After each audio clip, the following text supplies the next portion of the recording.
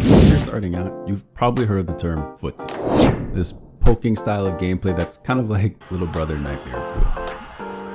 Now, people use this term to describe a bunch of situations, but to be honest, after researching this video, I got kind of confused. And again, I've been playing fighting games for years. And when I see another video, sometimes the term gets so confusing that I chalk it up there with like Mario speedrunners trying to explain the math to me. So going forward, I'm going to refer to this back and forth between the two characters as neutral. Now, I want you to imagine a ring. And inside the ring, you have two sumo wrestlers. Now, if you're unfamiliar with sumo, the main goal is to push your opponent out of the ring to earn points and to eventually win the match.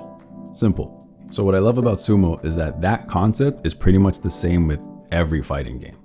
This, in its essence, is what we like to call the neutral. Now, a lot of time between the two characters, they're fighting to gain a better position on screen.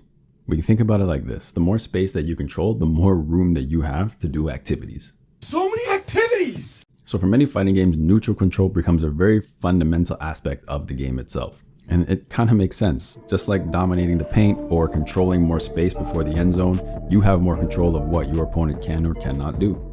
Because you have a larger amount of space to walk back or utilize your defensive tools, even if your opponent starts doing some SSX tricky nonsense or just starts going nuts, you have room to retreat or back away. Okay, so let's build on that sumo example.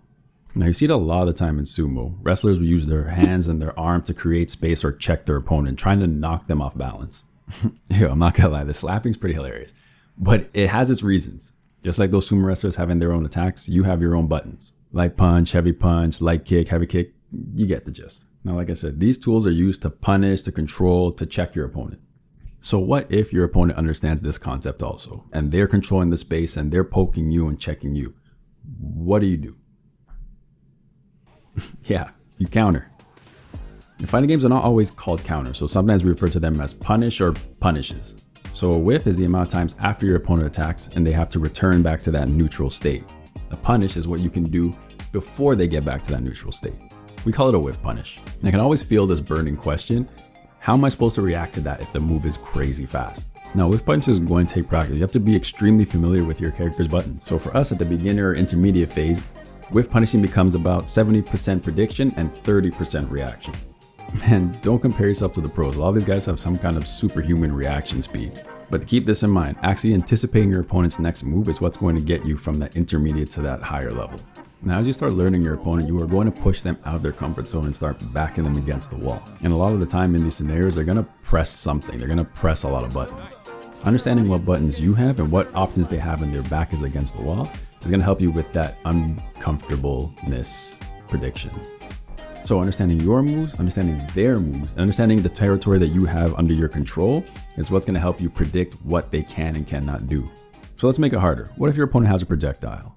I can't lie, projectiles throw a bit of a wrench into the entire situation. They get a little scary. A lot of the time when a new player sees a projectile on screen, the strategy kind of just goes out the window. The plan they had starts to crumble and they start thinking, what do I do? What do I do? So you start jumping, you start blocking in crouch, or you just start walking back. A lot is happening. First, you got to understand what you're dealing with. Some games, projectiles collide. Other games, the projectiles pass through each other, or sometimes they have these very strange patterns. You got to know what you're dealing with. So to make it a bit easier if you're a newer player, I like to think of a projectile as a long-range normal. If your opponent has projectile, they are going to use it. So make sure you understand what your character's tools are. Know if it's your character or the game's mechanics that you can use to try to get around this small problem. In Street Fighter 6, they have the parry mechanic. Tekken 7, they have the sidestep. And like I said, some characters are going to have tools built in to get around these projectiles. How did he do that? You know how fast you have to be? Understand what the tools are and just practice them in training mode. Just put in a couple reps, understand the different speeds, and I guarantee you'll be flying through projectiles as if they were not there. Well, no, let me know if this helped you. Till next time, keep it classy. You'll thank me in the morning.